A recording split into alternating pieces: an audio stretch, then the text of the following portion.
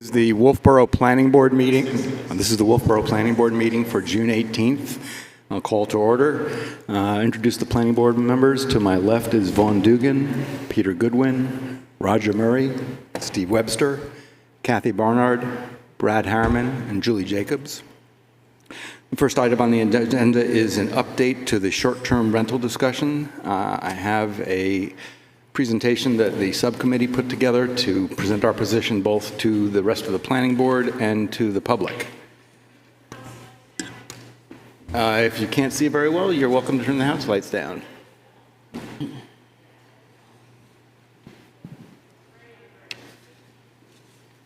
Set the movie.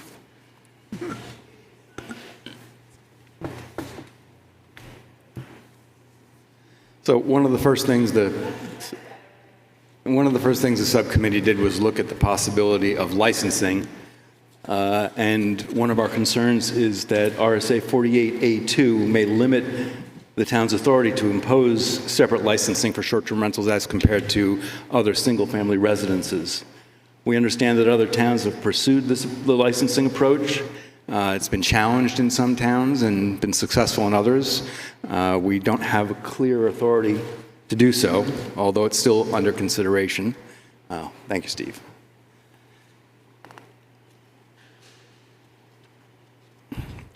We looked at the statutory construct. This is the RSAs, the state definition that apply to the short-term rentals. In particular, you'll see Part 48A1(5) at the bottom, where it defines vacation rental or short-term rental to mean any individually or collectively owned single-family house or dwelling unit. And it does specifically excludes non-residential use such as retail, restaurant, banquet space, event centers. So it does consider vacation rentals and short-term rentals as residential uses of the property as compared to a non-residential or a commercial use, for example.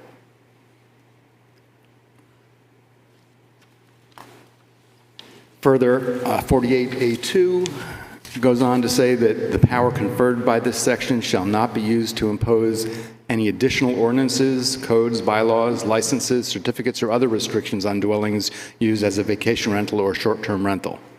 I know this is in conflict with some of the ordinances that have been put in place by other towns. It's not clear to us yet from a legal perspective as to whether we can do what they've done. But we do want to say that we hear you. We understand their concerns with noise, parking, trash, septic load, and such. We're looking at potential zoning regulation changes. As I've said, we also looked at potential licensing or permitting. We're also looking at other regulation changes for noise, trash, et cetera, that the Board of Selectmen may be able to impose to address these concerns outside of just short-term rentals. So these are ordinances that might address every house, not just short-term rental houses, but still address the problems that we've seen with the short-term rentals. Some of the zoning amendments we've looked at, we want to make sure that the regulations for a particular use apply equally to all properties within a zoning district. That's required, of course, with the ordinances. And note that Wolfeboro has permissive zoning. If it's a listed use, it can be done. If a land use is not listed, either as permitted or as a special exception use, it's not permitted. So what does that mean with regard to the definition of a short-term rental? Defining a use such as short-term rental where the use is not listed in any zoning district means a use is not permitted. And of course, short-term rentals at the moment are not explicitly permitted in any of our zones. So that creates a concern if we were to put a definition into our ordinances. All short-term rentals that existed prior to any potential zoning amendments or definitions are not subject to the new regulations. This is commonly known as grandfathering. The town could consider conditional use permits or special use permits for new short-term rentals, meaning those that are implemented after any potential ordinances are put into place. That's the end of the presentation. It's just a matter of giving you an idea of where the subcommittee has been, what we've been looking at, and where we hope to go in the future. Certainly it's not a closed issue. Any of the planning board members, would you care to comment on what we've shown so far? So you were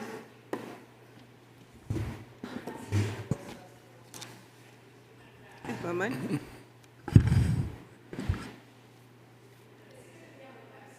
Yeah, I believe, Tavis, is this on the website already? No. No? Okay, we can put it on the website, though. Yes, certainly we can publish it on the website. so we're surrounded by towns that have permitting, such as Alton and Ossipee. Have they Yes. had trouble with permitting? I'm sorry? Have they had trouble with permitting? Mm-hmm. No, question. Oh, Yeah, right. I know there have been some challenges. I don't think anything's actually gone through the court yet. In my own review, now mind you, I'm not a lawyer, but I've seen some issues in how certainly the Ossipee ordinances are written. I think that there'll be a challenge to defend, but we won't know how that'll work out until somebody actually challenges it. So is the fear that if we do something that we will be spending money defending ourselves? Is that the fear?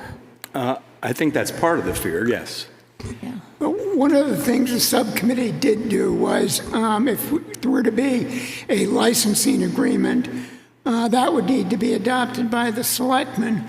And we did confer with the town's attorney, but the attorney who represents the selectmen, and he was of the opinion that there was no authority, statutory authority for the town to adopt a licensing agreement regulating short-term rentals. And I think it appeared that that probably would be the position the selectmen would take, so there was no purpose to be served in going through something that was not going to succeed. The planning board's attorney, we did confer with her, and she was kind of the school, well, there's no case law that says you can't do it. But I think, from our understanding, it's clear that you can regulate it under zoning. How you're going to regulate it in another way is not clear. It seems one option, if we are not in favor of new short-term rentals, is to define it, and then it is not listed in any zone. So until we decide to add it to a zone, only the grandfathered, it's on one of these sheets, short-term rentals could exist. That's true. Right. And that would take a town meeting vote in order to adopt the amendment defining short-term rentals. Yeah, all of our work pretty much requires a town vote of changing the ordinances. Well, I think the subcommittee has decided we are going to present something next March, and certainly a definition would be part of what we present. But doesn't the whole board have to agree to that, not just the subcommittee? No. No, this will come back to the board. We're looking into this, and whatever we come up with, we'll bring before the board, and then the board is going to have to decide that that's how it wants to proceed. So I wonder if anybody here, or that we've had any evidence from the public that we are in favor of new short-term rentals. Well, that was something that would be addressed in what we put forward to the voters next March. If that's the sentiment, we can do that. That's the only sentiment I've heard. Is there any difference with what we would present to the voters this coming March that is going to be different from what was presented 2 years ago? I don't think we know the answer to that yet.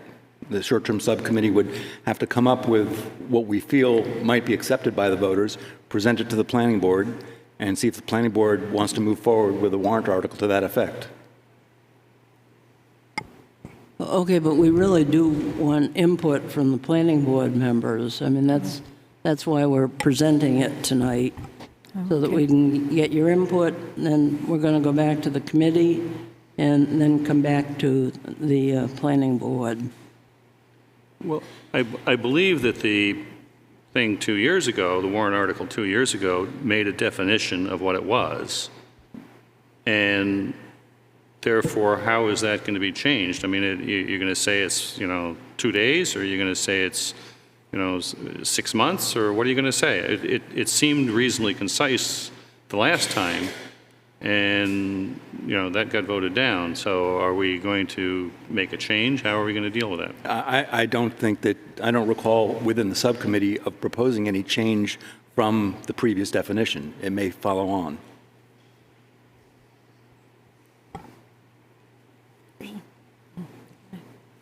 Jane? Okay, so from what I have, I'm not sure if I should just say this out loud, but from what I've gleaned, it seems that there are a couple of different kind of rentals in this town. There are people who have places on the lake, and it's their place, they use it sometimes, their family uses it, but they rent it out. And I've taken advantage of that. I've been able to stay on the lake for a week, and I've really enjoyed it. And I've appreciated the fact that somebody would take their probably $1 million home and, let the plebeians have a chance on the lake for a week. I'm not sure that bothers anybody. What it seems to be the bad guy in all this is the whole Airbnb thing, where there's an absentee landlord, where they don't really see who's in their home that they own. And it also seems that there are too many people that stay in the house. I mean, this is what I've gleaned from the discussion. And I noticed that in Exeter and I think Ossipee, they talk about the number of bedrooms and the number of bathrooms and the number of parking spaces. And to me, it seems like we should be talking about short-term rentals more in the capacity of what the house that's being rented really can stay. I mean, if I had a house and I wasn't here year-round and I wanted to rent it,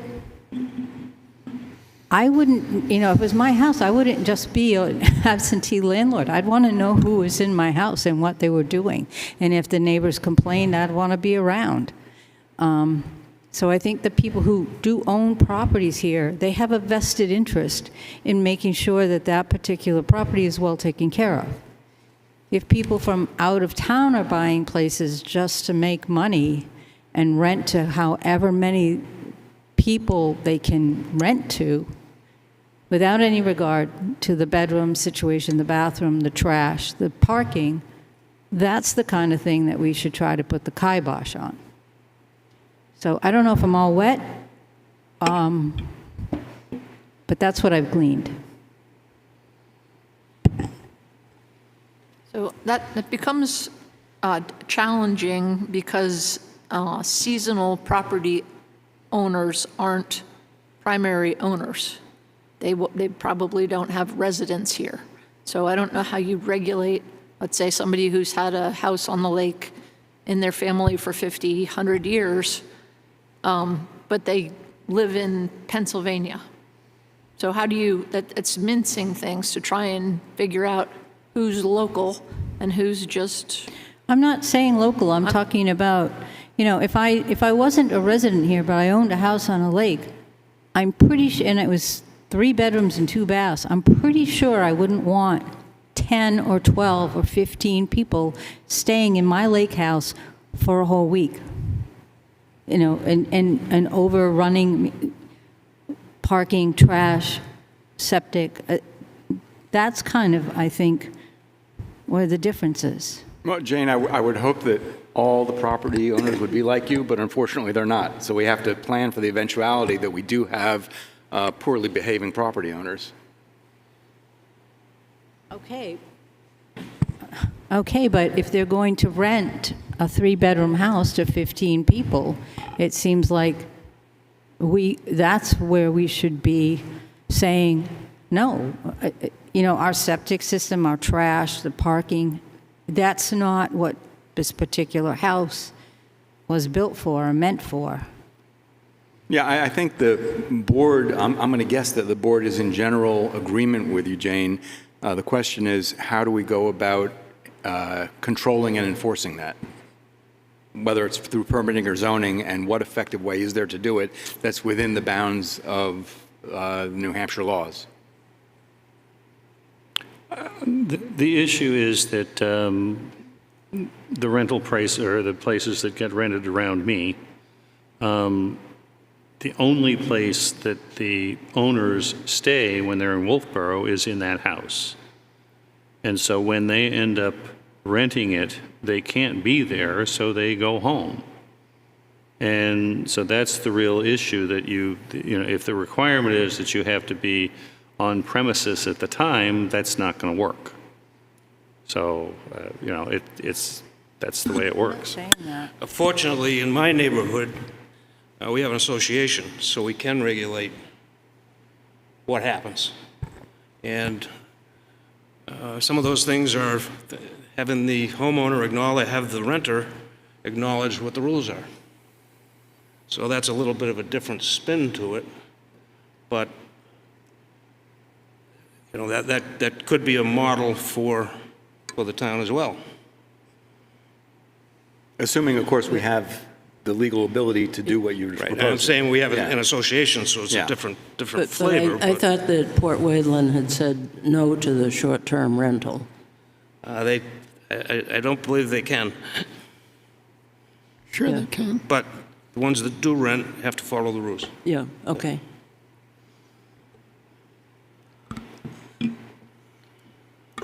Tavis, you have any comment?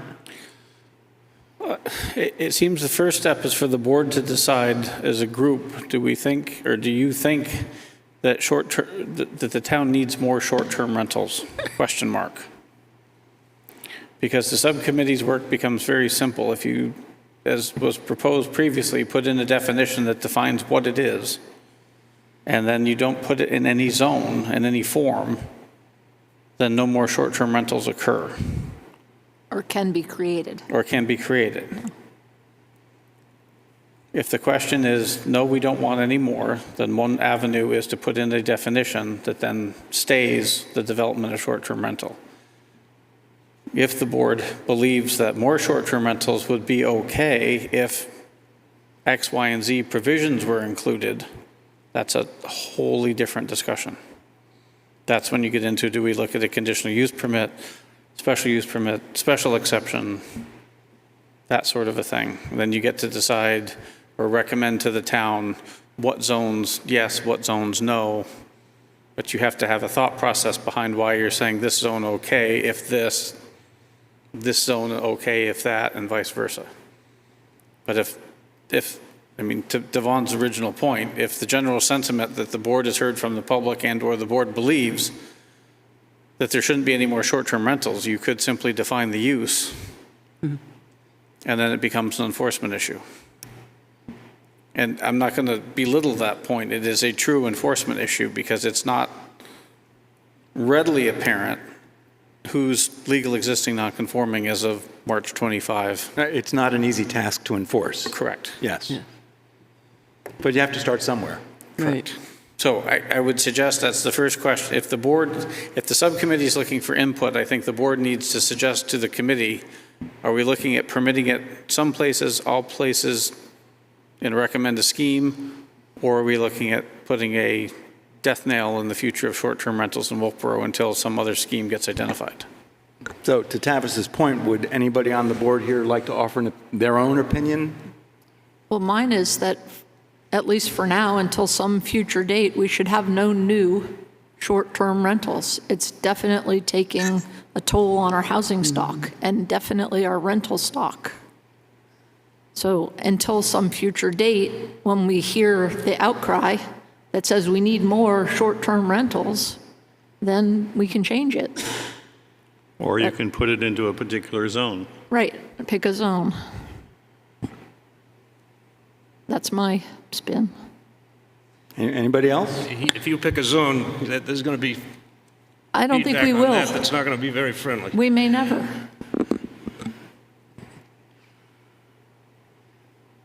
Okay, so if we go your route, the existing ones that are using their properties can still use it. I don't think we have any basis. Is that right, Tavis? I don't think you have any choice. Until there's a rule, there is no rule. Oh, And new okay. rules don't apply to those that existed prior to the rule. That's Okay. the essence of grandfathering. All right. It seems kind of foolish to just willy-nilly keep adding more people coming in, staying in the places where those workers that would be waiting on them, say at a restaurant or at a grocery store or whatever, can't rent because the new people that came in just took their beds. So we have kind of a lopsided thing happening, that we've got more people standing in line waiting to be waited on, but not enough workers that can actually come near here to have their job to help them. It's something that I know has happened in many other places, and I've heard of it, like the $1 million people that are mowing the next door neighbor's yard because there's no workers that can be trucked in to do it. Yeah, I've It's seen unsustainable. stories of the same thing, Julie, not just around the country, but around the world and other countries as well. So it's certainly not a Wolfeboro problem. And yes, if we go, as Vaughn suggested, to ban all new short-term rentals, then ideally that would open up housing stock for seasonal workers or even annual leases. And I think if someone comes into town and pulls a building permit to convert something and mentions that they'll be renting them, Tavis or somebody else can tell them, no, this is no longer allowed. You know, we stopped on March of 2025. And maybe, this is a suggestion, we could send out in the tax bills, perhaps a notice that you have to register your grandfathered short-term rental. So we know, That's a legal question, whether you can Yeah. require them to register. That was part of the licensing scheme that council was not supportive of. or permit, other towns require a permit. And then, of course, we need buy-in from the select board for any permitting or licensing. You know, we have to work together. Yeah, right now, I don't believe the selectmen have legal support for a permit. Right. So it would be just like any other grandfathering. You know, my grandfather put a shed on just 6 inches off the property line. The current rule says 20 feet. We don't make the person with that shed come in and get a permit. It is what it is until it's not, or until something substantive changes. Someone with a I mean, it claiming, really puts all the burden on the people that have been doing it to be able to demonstrate that they have legally established what that use is prior to the ordinance. One thing I was thinking of is that if the owner ends up having 25 people in a 3-bedroom house and the septic system fails, that's a major expense to that individual. And so those people may want to be aware of the issue that they might be creating if they end up having something. So putting a limit on, you know, a septic, you know, you can only have 6 people in a 3-bedroom house, that may end up being something which is, you know, corrected by the stupidity of the owner who allows 25 people to be in that area. Okay. apparently many of them opt for stupidity, because I went through a list of Airbnbs and virtually none of them had 2 people or less per bedroom. And I think one bedroom place had slept 12. So apparently good thinking is not necessarily running rampant. But it's the issue of the failed septic that they have to fix, which is the real problem. It's a financial penalty for them. Well, there are other things that the town can consider, and the PowerPoint touched on it to a degree. There are other things that the town can put in place, but they would impact everyone. So if the town wanted to adopt a septic ordinance, you could put provisions in there that say, well, I don't want to make up a provision because someone on TV will take this as gospel. You could put provisions in there to say, if X parameter is met, you have to test every so often, something to that degree. But that's everyone. And that might put an undue burden on regular homeowners who aren't renting. Well, they should be pumping every 3 years or so anyway.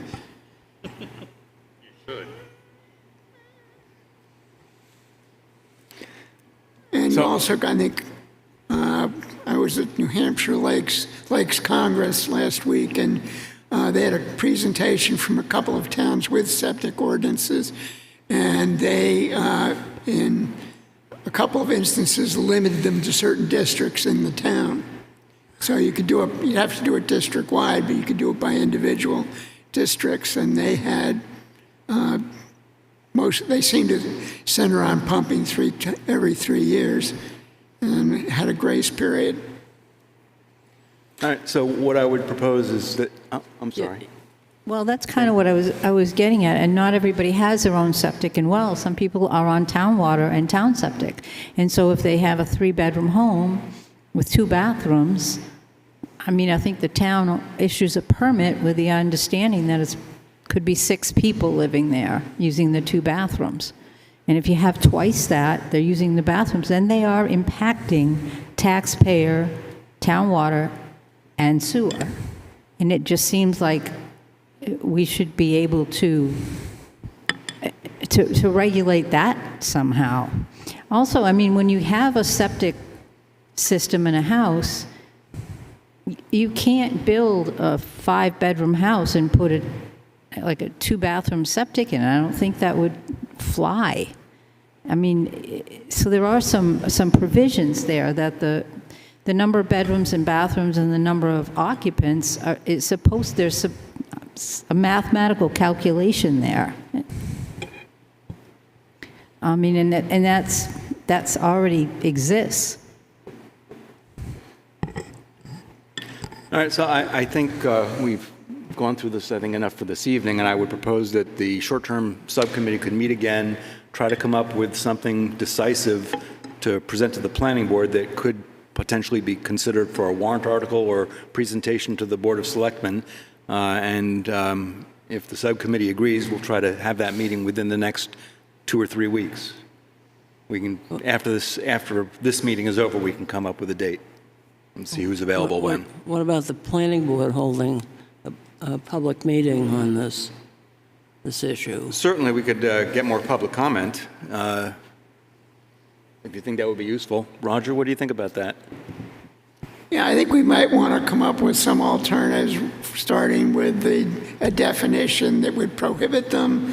Do we want to allow something where, similar to the people who've rented for 2 weeks? I certainly don't think we want to ban renting your house to a school teacher for 9 months. And where do we fall in all of that? And then also, if we want to allow them somewhere, what are the requirements going to be if we do that? All right, so why don't we meet as a subcommittee, figure out how we're going to proceed. It may include a further public comment session, and we'll decide what we want to do. Yeah. I would suggest that a public comment session would be after there's a policy has been done, because there has been so much over the past 2 or 3 years comment on short-term rental. And so I think that we need to have a proposal put forth and then have the comment made. Otherwise, I mean, to have it before the committee meets, I think is, not needed, because there's a history of public comment. Yes. And certainly we'd have to have public comment if we were to propose a warrant article. All right, let's close that topic of short-term rental and move on to the conservation subdivision discussion. Tavis was kind enough to send everybody the latest version of this, which included planning board comments through June 4th. And it's the red line version of it. Would anybody from the Conservation Subdivision Committee like to make a comment? I found, when I looked through here, that it still has lot size by soil type in it, and I'm definitely opposed to that, as I've stated a number of times. Say that louder, Vaughn. I'm sorry? It still has what in it? High-intensity soil mapping, as if you're going to put a well and a Yep. septic system on each lot, which doesn't make sense. And I gave everybody literature that said the state recommends that you will, keep it simple and do a formula-based method of determining what the density is, not compare it to something that just causes an expense and Did you mark has no the pages gain. where you found it? It is, 175, 152D. thank you.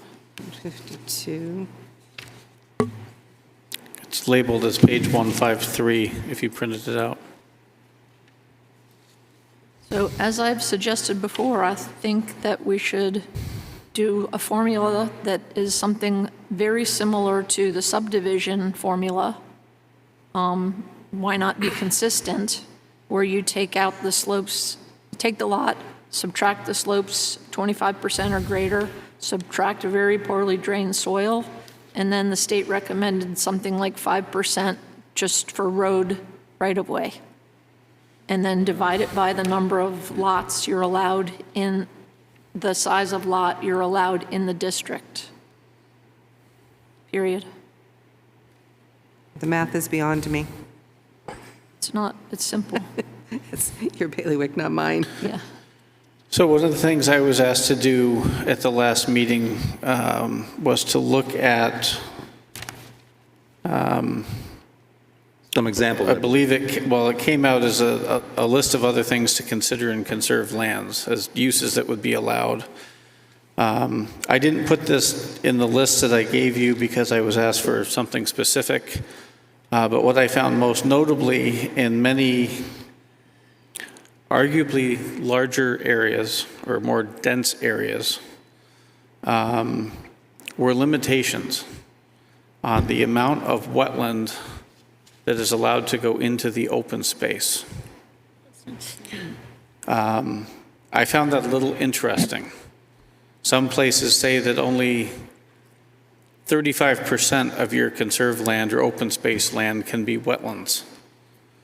I have no qualms over saying you can't build in very poorly drained soils or you can't build in poorly drained soils, which is what our regulations currently say. But there seems to be a trend, other than Wolfeboro, to limit the proportion of wetland in your open space. So the open space is supposed to be, to me, it implies more usable than not usable. Now, granted, if you're in a more dense area and you're having open space, you're trying to get all the possible benefits out of the open space that you can. So that might be a reason that people are limiting the percentage of wetland area.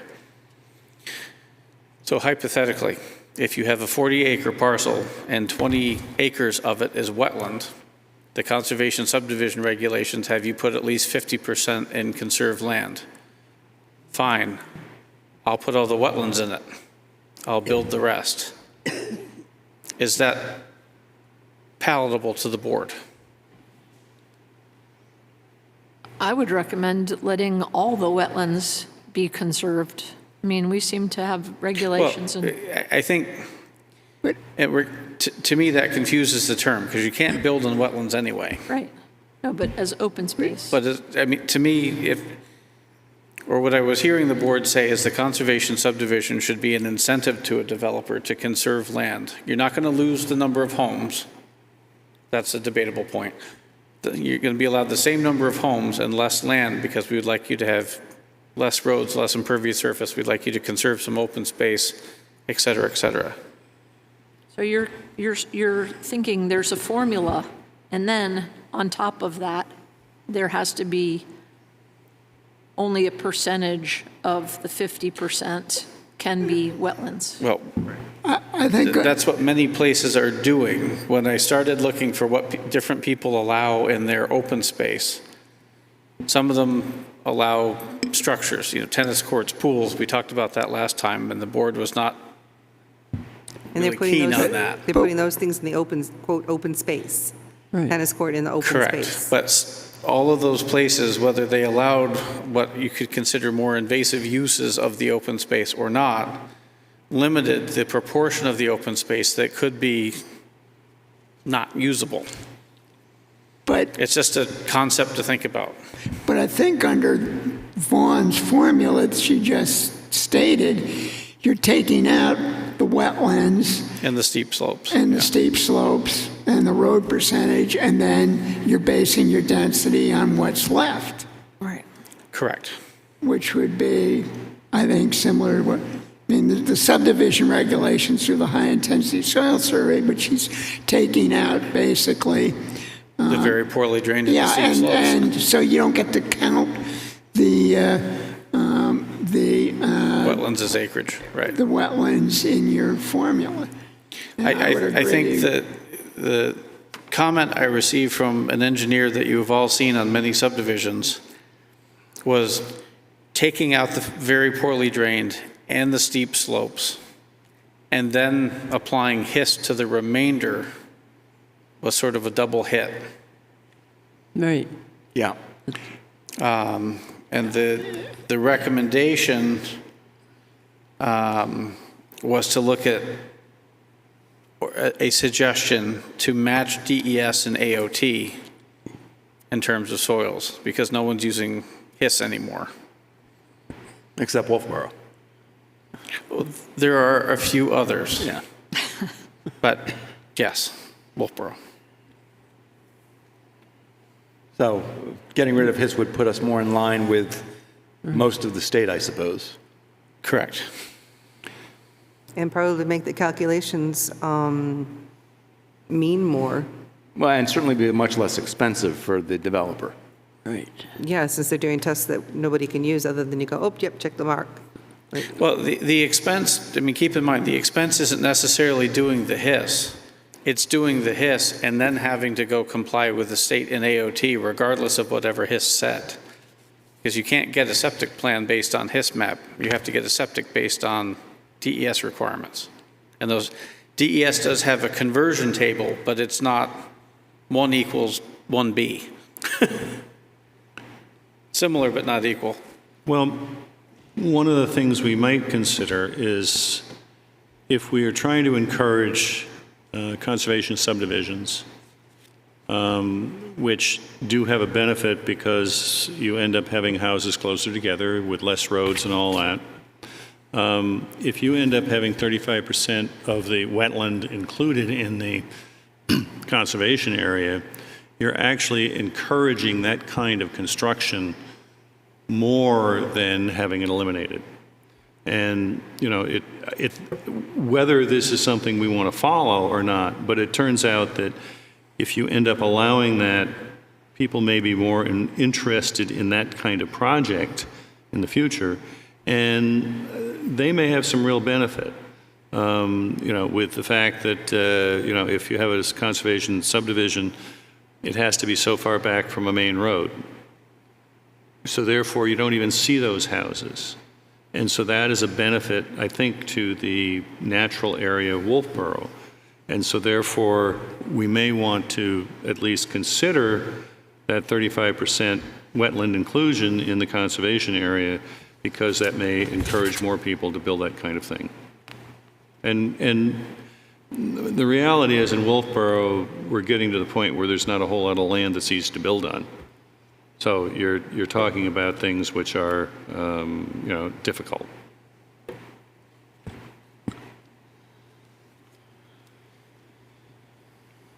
Does anybody have any further comment on conservation subdivision?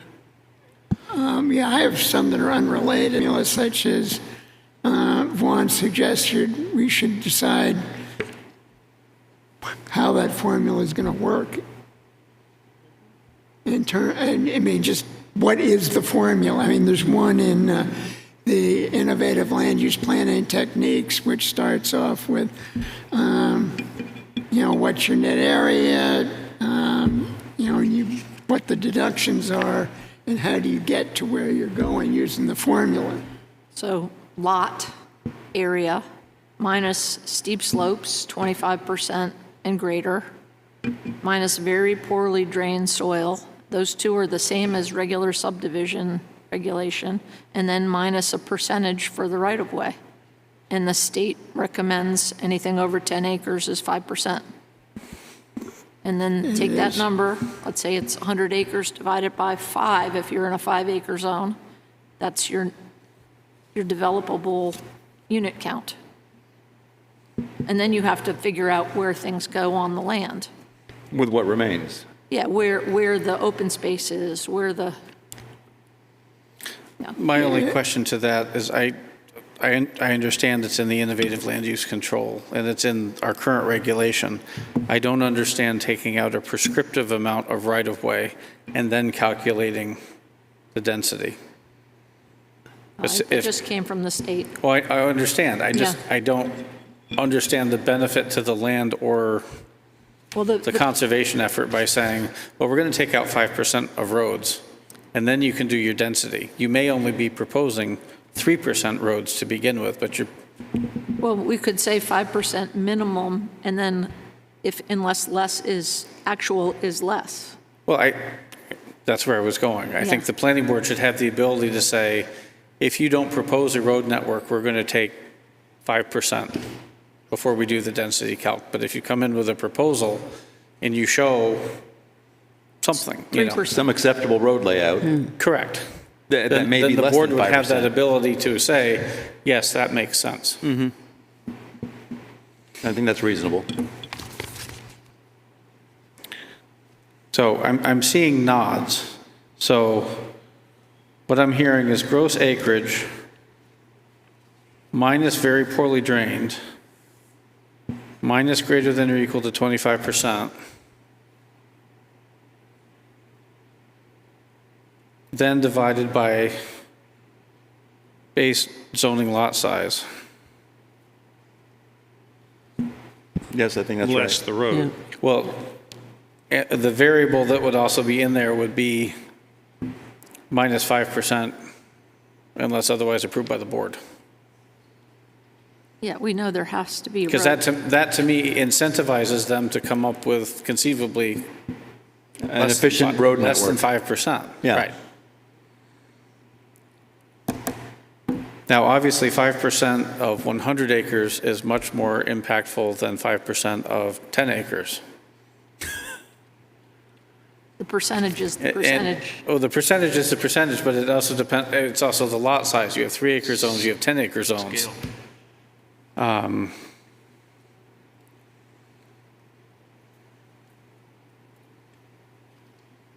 All So right, is that, I mean, people haven't said I've heard that wrong. Gross acreage minus very poorly drained, minus greater than or equal to 25% slopes, minus 5% unless proven otherwise, Yes. or waived by the board. Okay, is divided by everybody the in minimum. agreement with that? It sounds decent, yeah. That's what I've been saying. I mean, that is going to change all of, what did I tell Julie? 175, 152D. Permitted density will be defined as follows, or as prescribed by this formula. I mean, one of the hangups I have with the draft that you each have in front of you is it says calculate the net development density, and then B and C, and then D, the lesser of the above. The lesser of the above is always the net development density by the definition of net development density. Now, development density takes out very poorly drained soils, 25% slopes, 20% for roads. Anything greater than 15 to 20% slopes, and then from that, 20% You need to look for at the roads. definition of net development density in the ordinance, and I think I just cited it reasonably accurately. So I think you would need to take A out. But if we're not using this A, B, C, D, E, we're just Well, making a formula, we don't have to argue about it. No, well, you need to have, you need the formula, and then you need C, and then you need D. There's no D because it is a number. Well, No, D is the lesser density determined by, so if you do the calculation using the formula, you don't get to put, you still have to have 10-acre lot size in that district. You don't eliminate the lot size. I think A and B get replaced with the formula. Yes, C becomes B with the maximum density, which is, gross acreage divided by lot size. It's right? Right. what's permitted And in the then D, district. the lesser of those two. I don't understand with the formula, where is there a lesser? So, forget A and B. They become the formula we just talked about. Yep. Gross acreage minus very poorly drained, minus greater than or equal to 25%. Slopes, minus 5% for roads unless otherwise waived by the board, divided by the base. Right. C says gross divided by base. Okay. So your answer is always going to be A. Right. So it's just a formula. So We it don't really- need all that You other don't stuff. need A, B, C, or D. Density, your permitted density is based on the following equation. Formula, period. Yeah. Correct. Okay, is everybody But you okay need with to that? state that you're using the density prescribed in the particular district. Well, I think, okay, That's- so I'm hearing the question here. So permitted density is determined by using the following formula. Gross acreage minus very poorly drained, minus those areas greater than or equal to 25% slopes, minus 5% unless otherwise modified by the board for right-of-way, divided by The lot size and the underlying zone. the Yeah, maximum density permitted under Articles 8 through 20 of this ordinance. Okay.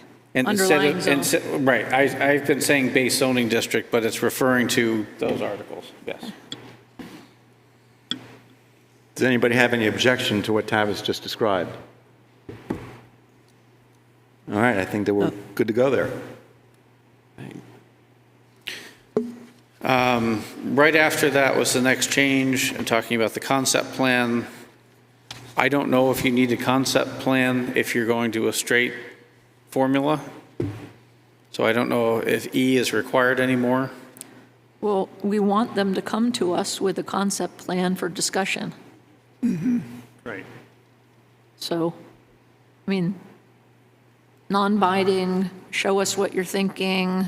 We have Okay. comments. That's what I think the concept plan is. Okay. Well, essentially, it's a subdivision, so therefore, don't we have to deal with that? In this case, the concept plan is, forget the conservation subdivision, just come in and show what subdivision would allow. The alternate would be the conservation subdivision plan. But I mean, there is some flexibility in this, so I think we want to look at it and see if it, is going to meet the requirements before they get too far down the road.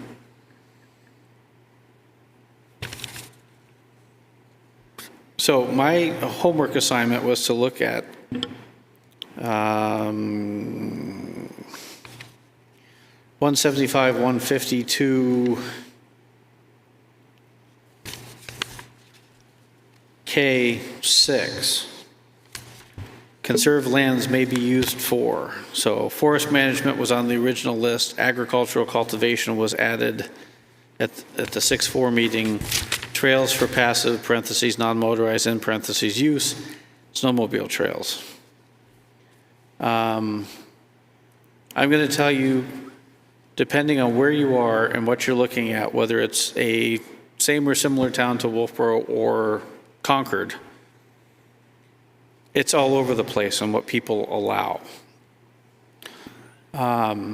Hearing some public comment at the last meeting and earlier meetings from the board and the public, it seems the gist is don't touch it. Almost effectively treating it as a conservation easement. So what I put in your additional thoughts for consideration were phrases more than uses. So some of the ones, I'm just going to go through them quickly. The minimum required conserved land is unbuilt upon, which must be permanently kept in that condition and cannot be subjected to current use taxation or discretionary easements. However, Actively operated farmland classified as prime or unique will be entitled to current use taxation or discretionary easements. Did you get a legal opinion on that? Because I don't think you can put any part of this under current use assessment. The way that I don't think you can either. I'm just saying what I found. Oh, okay. Some jurisdictions limit the proportion, we talked about that. And then things such as public gardens, recreation, just by itself.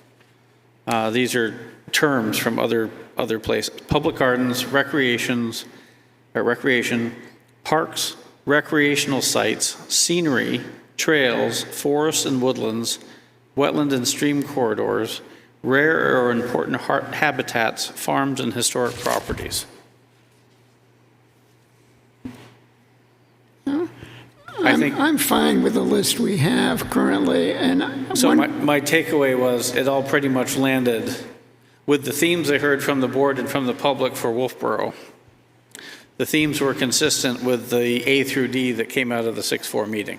And I have a question, and that is, instead of calling it conserved land, do we want to call it conservation land? Conserved land is not defined in the zoning ordinance.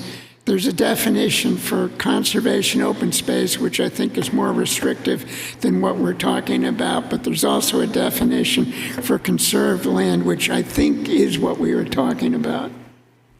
I thought we were talking about making a new definition for this sort of open space. Well, I think the definition in the ordinance is pretty much what we're talking about. So conserved land, not conservation land, because that's something different.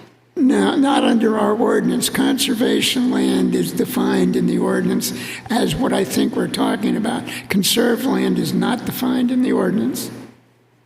We should define This it. would be tidier, certainly, if we used conservation land rather than conserved land. Well, the ordinance currently defines conservation land, which is that portion of a tract that is set aside for the protection of sensitive natural features, farmland, scenic views, or other unique features. Conservation land may be accessible to the residents of the development and/or the town, or it may contain areas of conservancy lots that are not accessible to the public. We also define conservation open space. Environmentally sensitive areas that are to remain permanently in their natural state. Any alteration of land or drainage, including the removal or planting of vegetation, shall be solely for the benefit of wildlife habitat and natural resource protection. So I have to agree with Roger. My read of that is you were talking about conservation land as defined, not conservation open space. Well, in the guidelines that you sent to us, they talked about, also referred to open space subdivision. Maybe that's an alternate. That's what Some towns call a version of this ordinance a planned unit development ordinance, which usually does the same thing.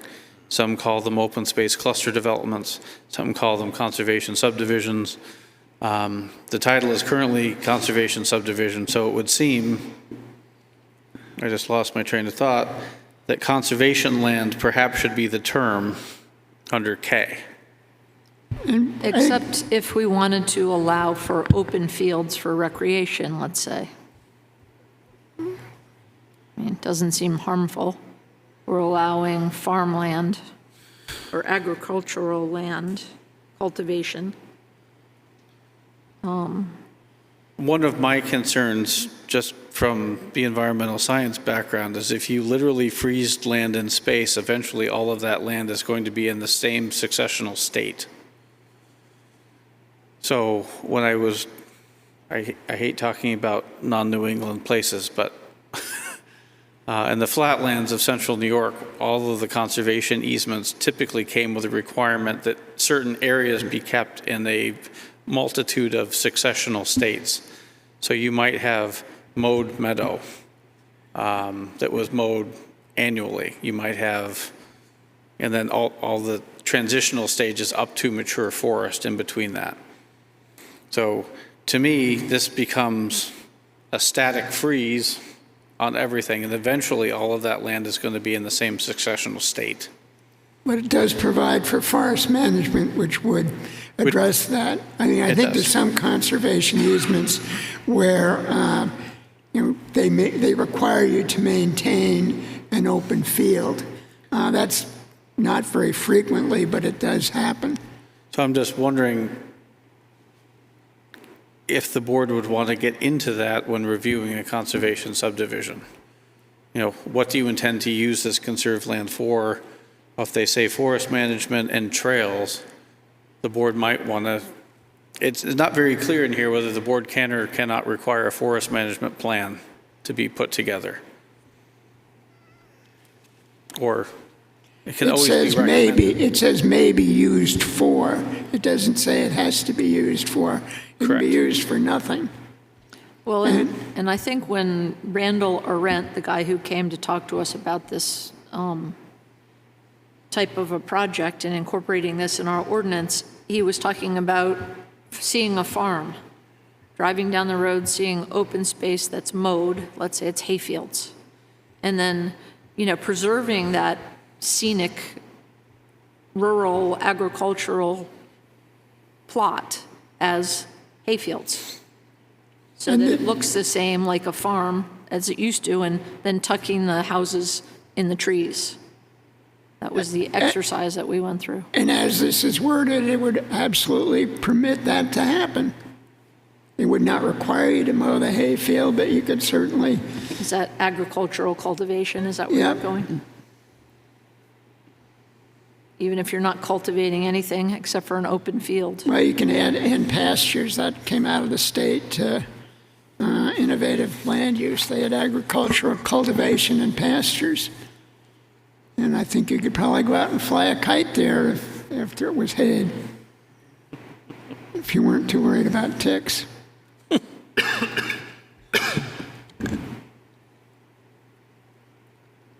So I guess that was my question. Does the board want the ability to obligate something like that, or simply leave it to, we're looking at X number of houses on the parcel and that's far enough? I think if we want to make this attractive to people, we don't want to impose maintenance of a field or selective cutting with a forest management plan. If they wanted to do that, certainly that would be very nice. But I think lots of times people see a timber sale that's conducted even with a forest management plan, and it looks untidy. Well, if you're dealing with a 10-acre subdivision and you're having to set aside a certain amount of space, a forest management plan for the rest, the conserved area, is probably not useful. So I think there needs to be flexibility. And it says maybe, may, Yeah. yeah, Just asking. yeah. Sometimes planning boards get very exercised about maintaining historic viewscapes.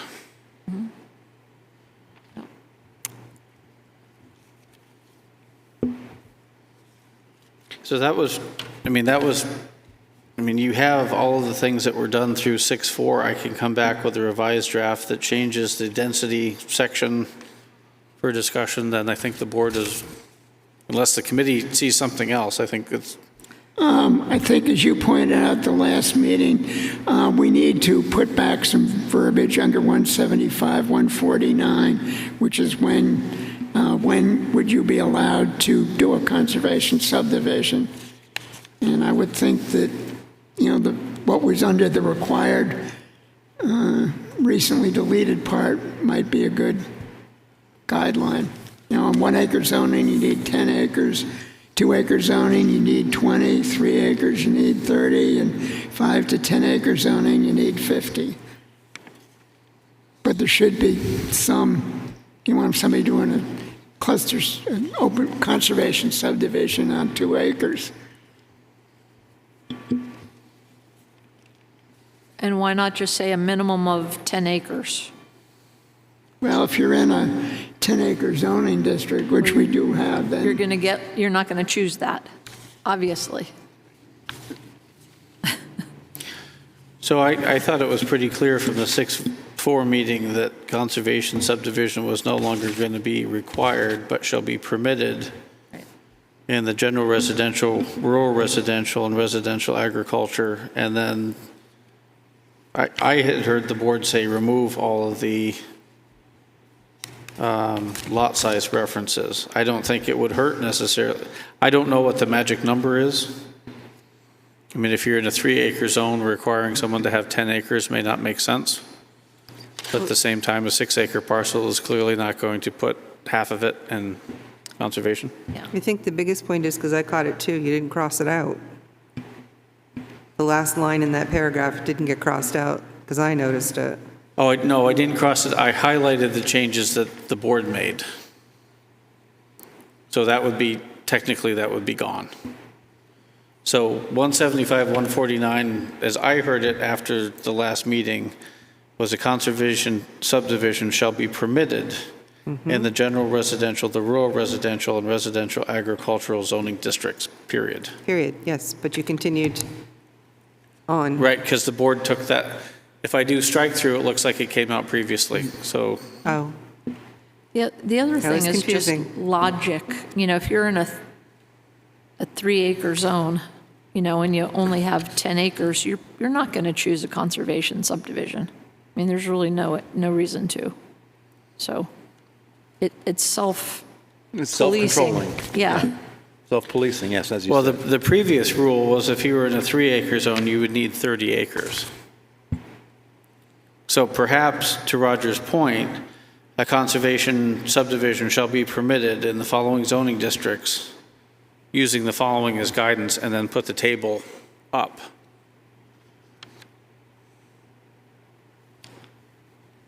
That seems reasonable. Because somebody might want to do a conservation subdivision in a 3-acre minimum lot size and only have 29 acres. 30 is the guide, but it's not. So are we now at the point where we can do yet another draft? Yeah, I got a couple. I had one more question, too. Go ahead. And that was, I think, I have to find it. We meant, instead of the setback section, if I can find it again, yard. All buildings and structures shall be set back a minimum of 25 feet from the right-of-way or 30 feet from the edge of pavement. Why do we have to do that? I mean, no, I think we were talking about no closer than. We didn't want them closer to the road than 25 or 30 feet, not keeping them up to the road. I thought that was the discussion. All buildings or structures shall be set back a minimum of 25 feet from the right-of-way or 30 feet from the edge of pavement. So that means they have to be up along the road. No, they have to be set back a minimum of 25 just the Okay. setback. or 30 feet from the edge of pavement. There's no maximum listed. No maximum. Okay, all right.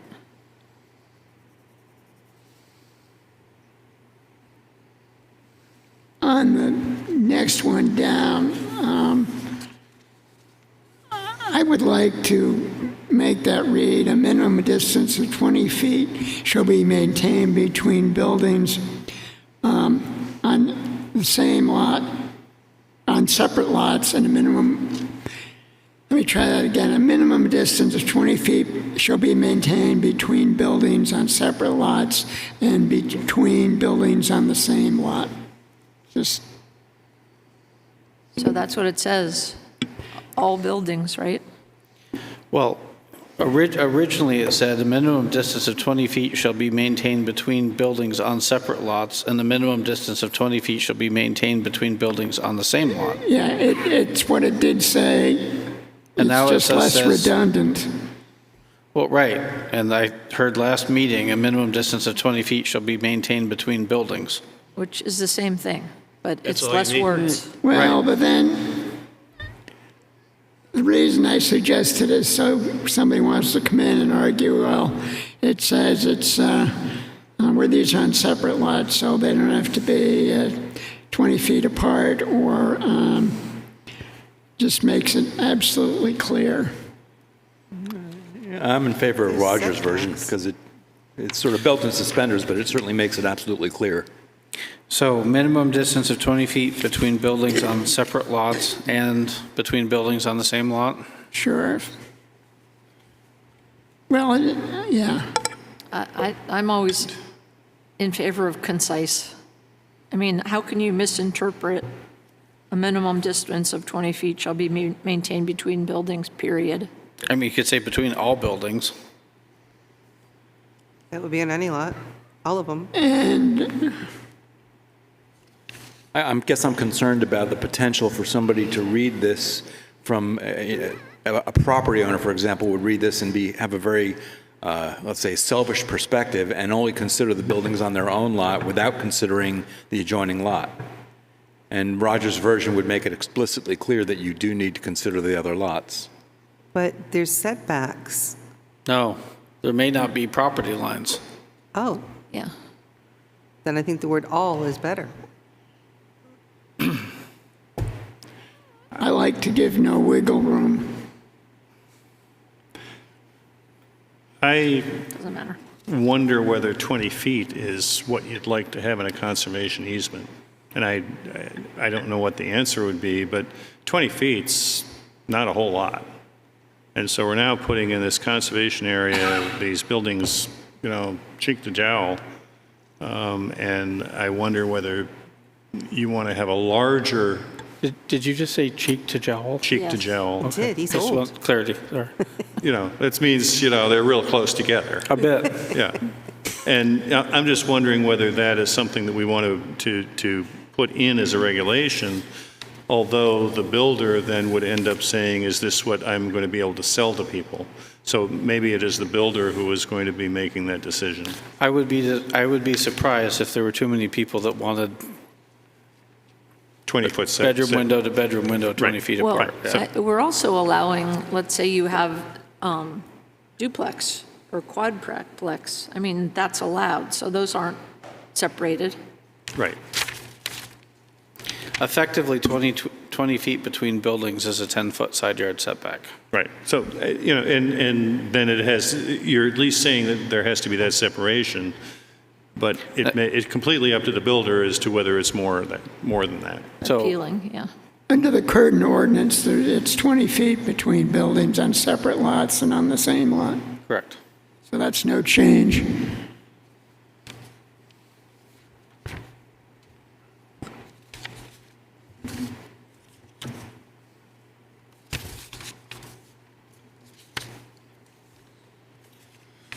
I think that's some progress.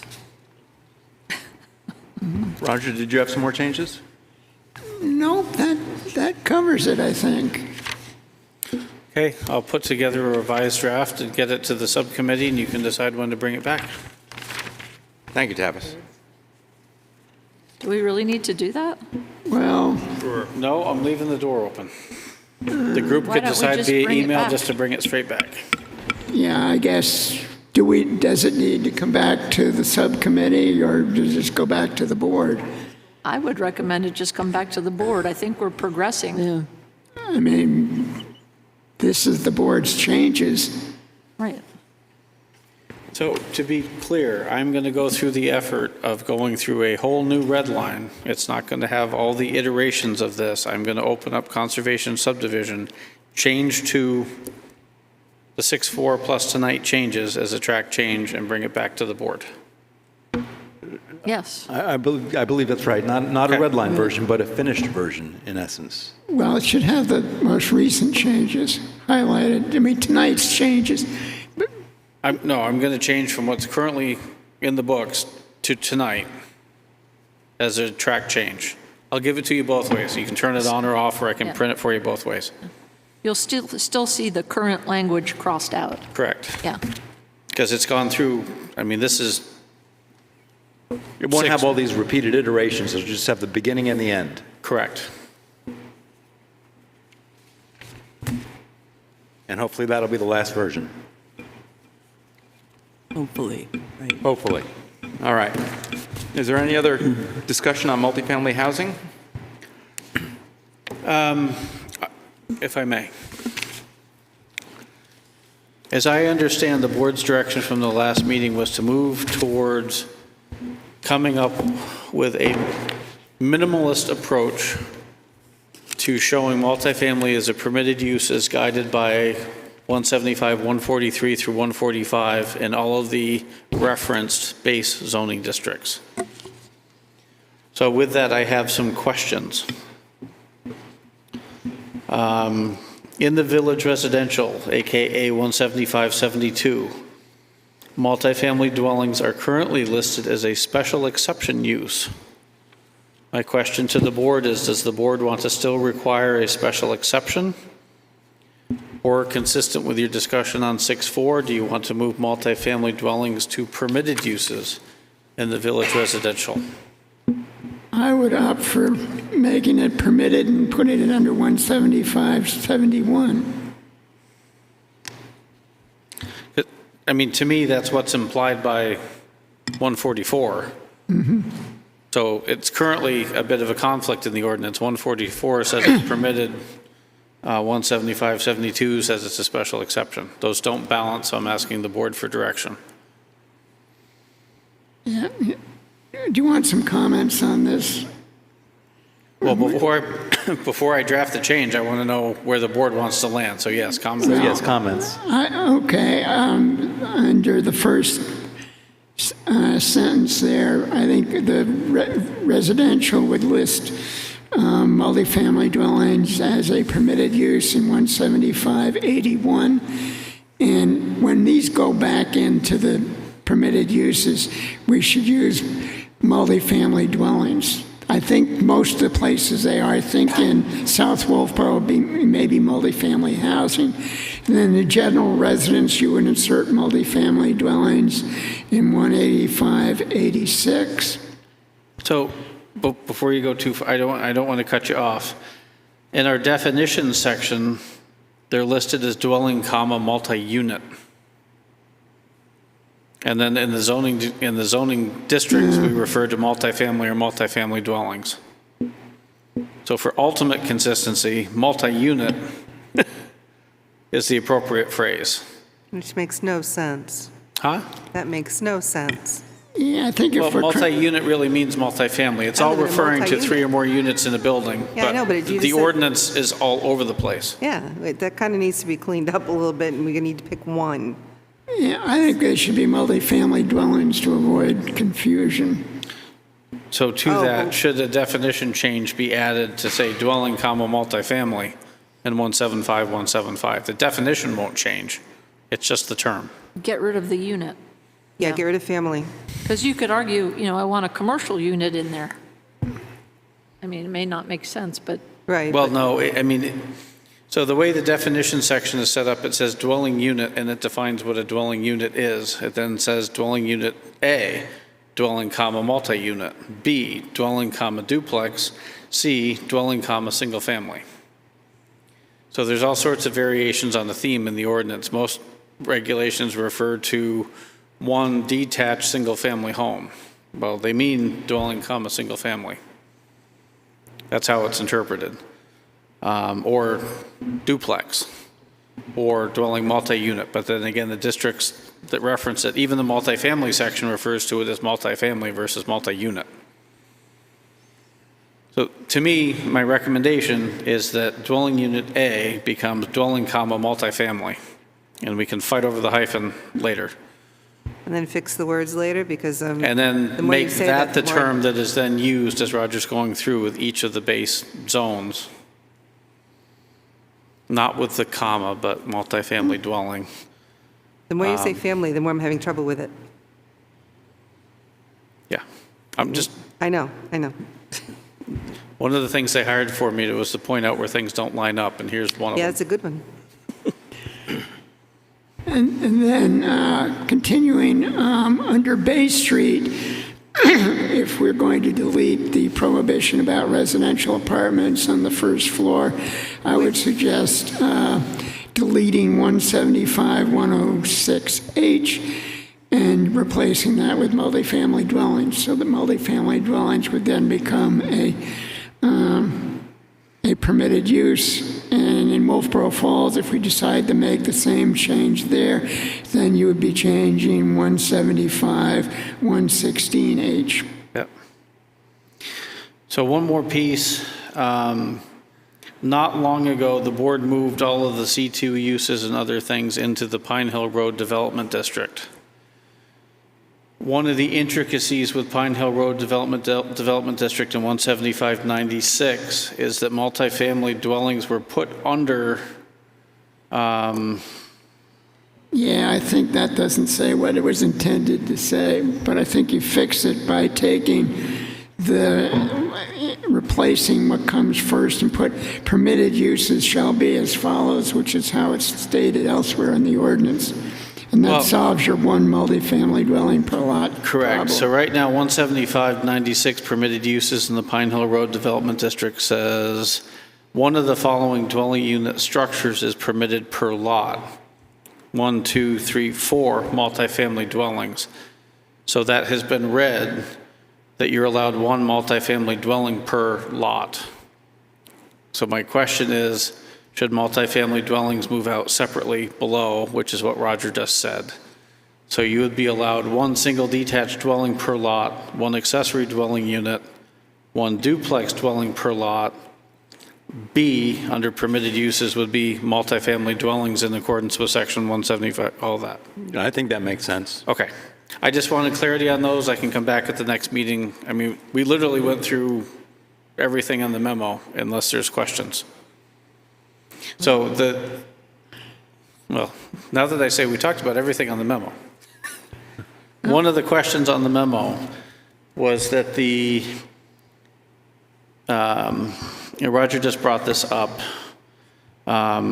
Is it the board's intention to remove residential apartments, not permitted on the first floor from both the Wolfeboro Falls, or the Wolfeboro Falls districts and the Bay Street Limited, or only the Bay Street Limited? It Both, seems please. that Bay Street Limited District is better suited for multifamily on the first floor, and that the Wolfeboro Falls may be not quite the same. So my I live in the Falls It's all much day more long. residential. I'm in the Falls all day long, and almost every building is multiple, and there's many apartment buildings. So they're already there. There's multifamily, and they have them on the first floor. Yeah. Yeah, you mapped it out. And they can continue. And there are no open lots to build new. So So prohibiting my them question doesn't for the make board to sense. think about is how many board members have been contacted about a lack of commercial space in town as opposed to commented about a lack of residential apartments in town? So, Has anybody been contacted, I would say? well, my question is, does the board feel it's preserving something by obligating commercial space on the first floor? Or should it be a market decision? I'm okay either way, because my suggestion is if the Wolfeboro Falls are going to keep the prohibition on apartments on the first floor, would be to change Wolfeboro Falls to multifamily dwellings, apartments not permitted on the first floor. But So then that you run get into- multifamily in accordance with the multifamily section, but you don't get the apartments on the first floor. So my feeling would be to remove the prohibition on apartments on the first floor. Yeah, For I both think it should be For both districts. market-driven, because they could always come back Yeah. to commercial space. That's right. If that's what the demand is. That's right. I mean, this is easy enough, because Roger's suggestion was to delete H in that instance.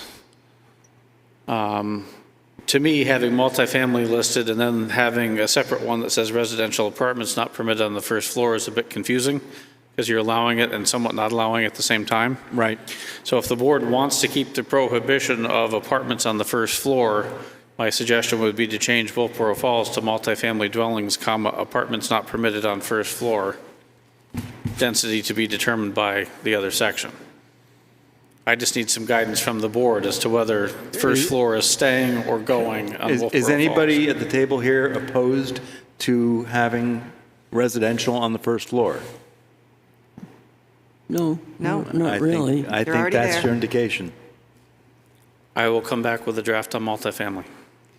Thank you. I have one thing I'd like to bring up, and that is I would like to see multifamily dwellings deleted from the Center Street, Route 28 mixed-use business district. Most of the land in that district, or at least on the lakeside, is in the Fernal Brook watershed. Most of it's owned by the Wentworth Watershed Association and is not going to be developed. And the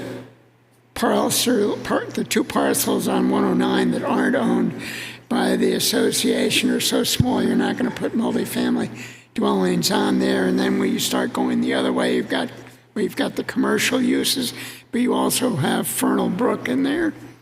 And I don't really see that as having the capacity to support any kind of multifamily dwellings. So my suggestion there is to modify 175-144, which says requirements for VRR, GR in all commercial districts except CBD, Wolfeboro Falls, and Route 28, Center Street. 145 then pulls back CBD and Wolfeboro Falls, but then you'd essentially remove Route 28. I'll have to go into that district specifically to see if it's permitted in there. That doesn't It's make not sense, Roger. listed. It's not listed under the permitted uses for Okay. that You're district. talking about Route 28, Roger? Are you talking about Route 28? Yeah, right. that doesn't That make a was whole- done basically, That doesn't make a whole lot of sense to me because there are single-family homes all up through there, too. So why couldn't somebody, break that into a duplex at some point? That would, I don't think duplexes aren't permitted there, or are Or a they? fourplex in the house? Duplexes are permitted, duplexes are not multifamily. Multifamily is not listed in 175, 121, or 121-1. So, So it's which already is just permitted in single-family? special exception uses. So going back, if you were to say requirements for VRR, GR in all commercial districts except CBD, Wolfeboro Falls, and Route 28, Center Street, et cetera, you would effectively not allow multifamily in that district. From a planner perspective, the only concern I have about that is the Route 28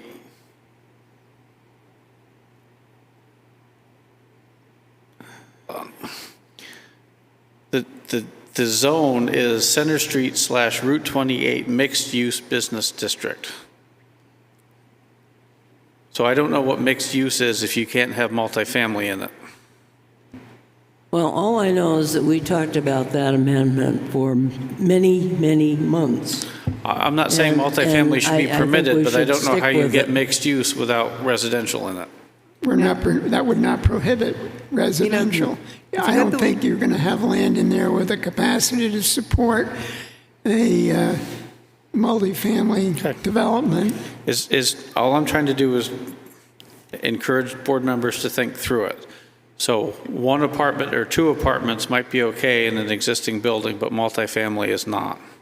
I'm still saying, Roger, that the the Wentworth watershed owns the property now, and they have it locked up, that's fine. So is that a reason to change what someone else in 5 years may be able to do if they decide to sell some of the property off? There really isn't parcels of sufficient size back there to construct a multifamily development, and But you is it don't up- have the septic capacity. Well, I would say if there's not sufficient parcels to support it, then there's no need to prohibit it because it's practically prohibited anyway. Well, ideally, Is it you don't want really to direct up to people to us? do things where it's not feasible or it's going to create problems, and everything in there runs down into Lake Wentworth. Isn't all that issue sort of cleared up by the septic approvals by DES? No. If you have an approved septic system, doesn't that prevent stuff getting into the lake? No. Why not? Because it has been proven not to.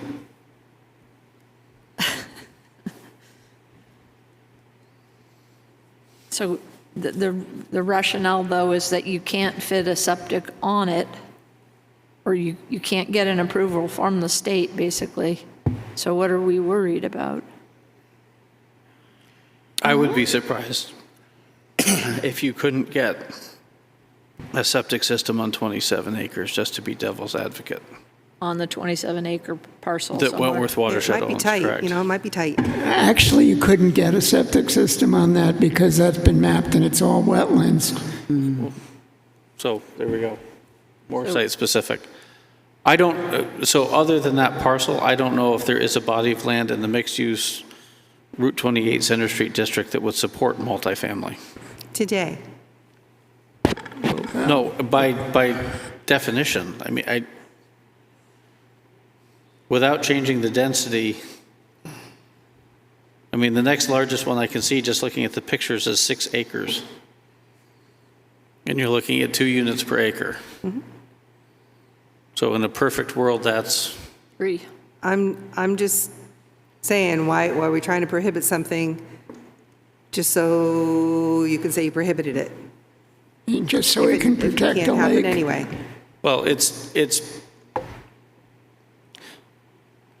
the confusion about whether multifamily needs to be listed in the base zoning district aside, it's arguable with planning board attorney's guidance that multifamily would be allowed in that zone right now. There are not many parcels that would support multifamily. So I don't know if you're really losing anything by saying you can't do it. Well, I just think you shouldn't zone things for uses which are not feasible because that sends the wrong direction. Somebody comes to town and says, I want to put in a multifamily development, you'd like to put it in someplace where it's going to work. Right. And I think following the rezoning that occurred around that time, with everything between this zone and downtown going to residential from commercial, would be supportive of a decision not to let multifamily occur out there. But that's a board discussion. I'm just coming, I think there's an easy way to make it clear that you can't, if that's the board direction. Well, that was certainly the direction the planning board received back when we adopted this. Okay, I'm happy to put that in the draft. All right, is that settled? Yeah. All right, the next agenda item is the CIPC appointment. Kathy, would you like to take that? Pretty controversial. Yes, yeah.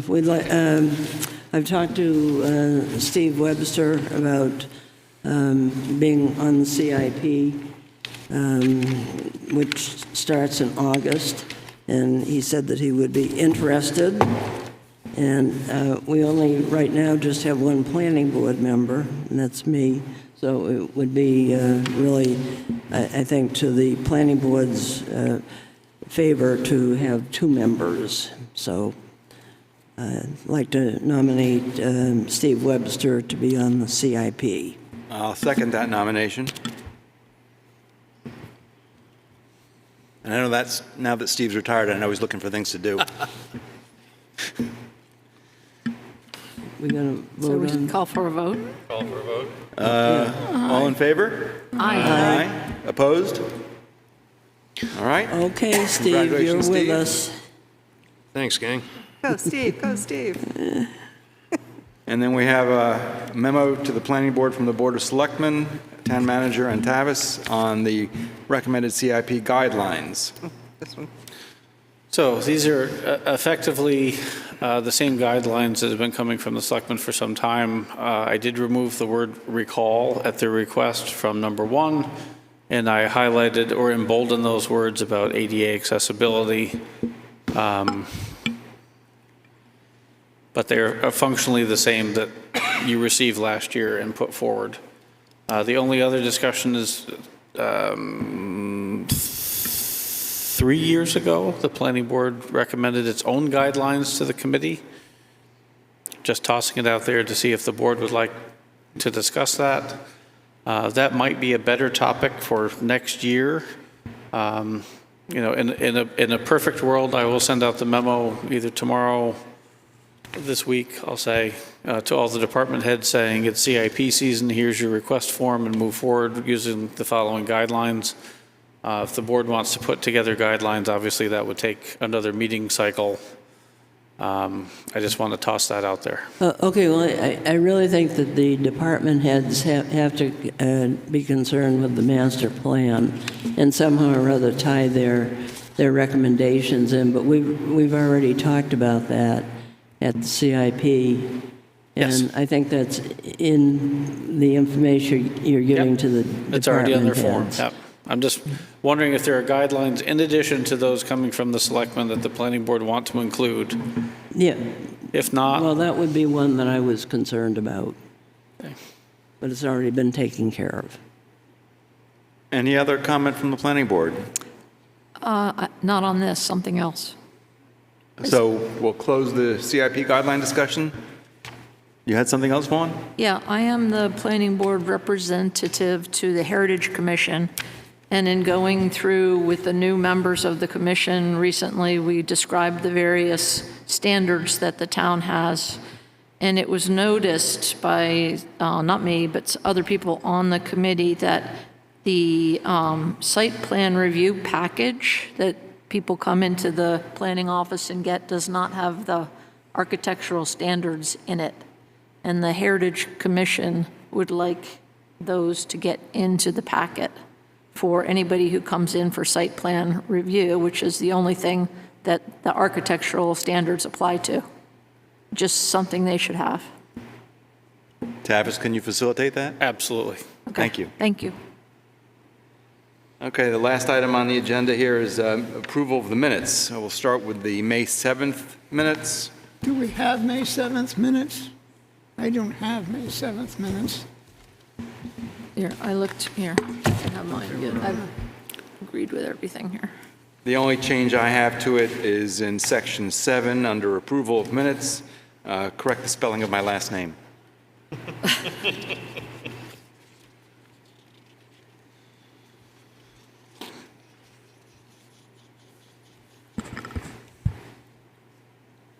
Anybody else? No, there was one change on the BRIM application. At the end, it should have the vote be 5-2. It says 5-7 now. I think that was just on a... the May 7th, though, wasn't it? We're on May 7th. No, we're on May 7th. Oh, okay. Oh, all I don't right, know why I sorry. didn't have any of these. All right. We have a motion to approve the May 7th minutes. So move. Second? All in favor? Aye. Opposed? All right. Then May 21st minutes? Now, I can Yes, say. there you go. Yeah, right. Okay, the vote should be 5-2. What page you on, Kathy? This is page 9 near the bottom. The end of Page the 9? BRIM application.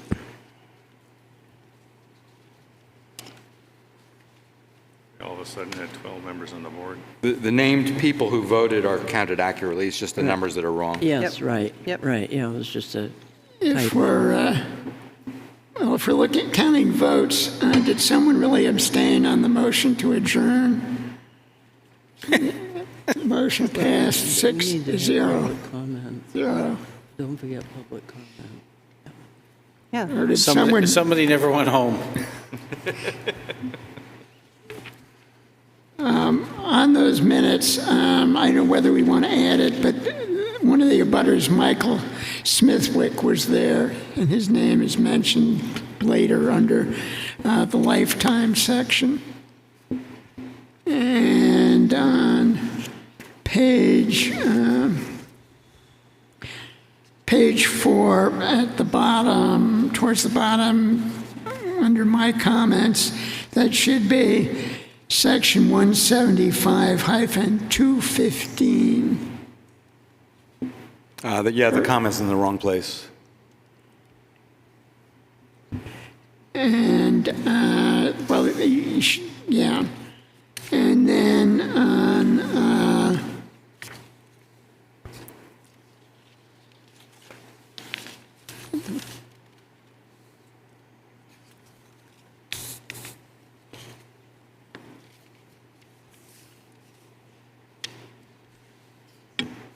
That doesn't matter.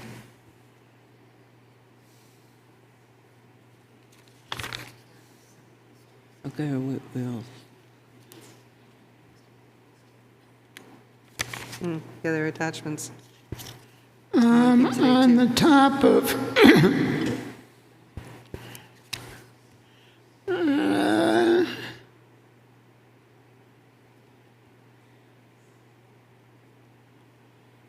on the top of page 5, it should be 175-57.1, comma, E.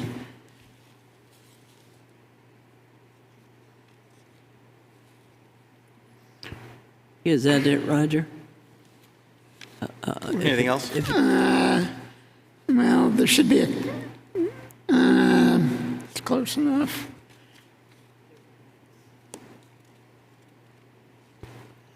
I think that's it. All right. Okay, I'll make a motion to. I got one on page 6, down at the bottom. Luke spoke about the property that's noted as attractive nuisance. I think he said active nuisance, because there was stuff going on down there. There was activity. Sure, you didn't say attractive, because that's a legal term. Like an unfenced pool. I'm wondering if it should be active instead of... I'd say both. Yeah, leave it alone, it's fine. It's technically not a direct abutter. It's a, All right. well, Okay, so I'll make a motion to approve the minutes with the corrections just made. I'll second that motion. All in favor? Aye. Aye. Opposed? All right. And lastly, the meeting minutes for June 4th. Any corrections from anybody? when did these go out? I sent out a link to the 521 and 64 when I notified you of the agenda, and 521 went out earlier today.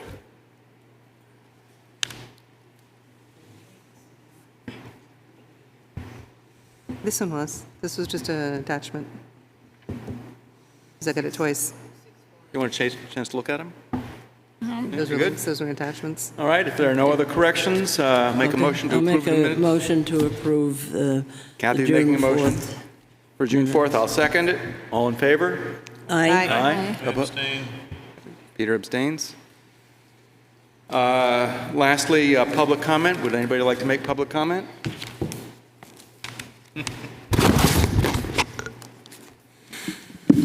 Ann Blodgett. It's very hard to understand what you're talking about. Can you please put the documents on the overhead for the people at home and for those of us sitting here? So when you're talking about the multifamily zones, it's like drinking from a fire hose if you don't have a document in front of you. And we're trying to follow along. So my question on that section, Julie, I thought I heard that you were in favor of having in the Falls district. I couldn't hear. You were in favor of having businesses on the first floor, but then you weren't. Currently, it's written that way. It shouldn't, I don't think it should be, because there's apartments and single-family houses all through there. So, well, I understand that's the way it is now, but I think the vibrancy that's coming back to the Falls is because there are businesses there. And if it becomes purely residential, it's going to be a ghost town again. It won't. I was there when it was a ghost town. I've been there a long time now. But I think there's more vibrancy now than there was 10 years ago. Yep. So I was there when it was completely empty, and the places that were businesses well, let stayed her businesses. speak. And the places that were houses stayed houses. So it's supposed to be a village. If it's all residential without mixed use, what was the original intention? Why was it that way? Maybe sometimes help us out when we're listening so we know what the original intention was behind that, those of you who've been around for a while. I've always thought it was written wrong, that it should have been businesses allowed only on the ground floor to prevent walk-ups and having to put in an elevator.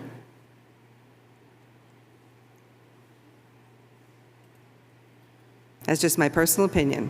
Okay. Secondly, so I agree with Roger, when a septic is approved, that doesn't mean it's going to be not polluting the lake. And for those of you who don't ever look at a drone photo, from 28 to Lake Wentworth is very close. Our master plan is focused on protecting water quality. In case you haven't noticed, cyanobacteria is everywhere, and bad septics, unmaintained septics are a key factor, along with lots of other things: stormwater runoff, overdevelopment, density, poorly maintained roads. I could go on and on. So the master plan is rarely referenced, so that's what I wanted to say. Thank you. And one comment on your request to put the documents on the overhead.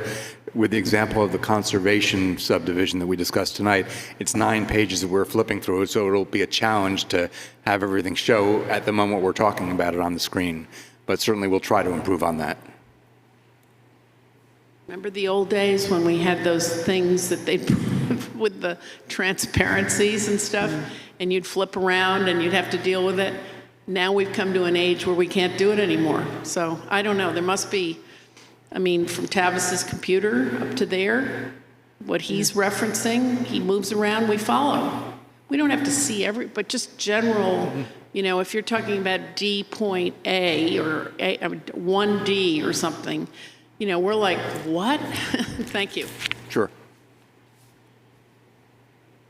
Hi, Bobby Budman. I just want to second that. I was sitting over there, and Tavis does use his computer, and he flips around through the documents on his computer, so it really would be helpful.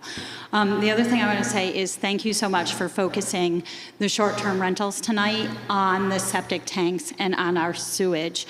I live in a community where my neighbors come in for the summer, and I absolutely adore my shoreline, and I adore my neighbors. And many of them do have to rent out their cottages to pay for their taxes, and it runs very smoothly. We, however, do have a few cottages where they rent out the cottage all summer long, and there are times where there are 42 people at a tiny cottage with 2 bedrooms, and the septic does overflow, and then they have to, while they're there, bring in porta potties. So looking at short-term rentals through the septic lens and sewage lens, if the average family of 2 bedrooms, 4 people uses so much sewage, but you're seeing these short-term rentals have an increase of 80% over the norm, there's got to be a way to look at this, even using town sewage. So thank you for focusing on that tonight. I appreciate it.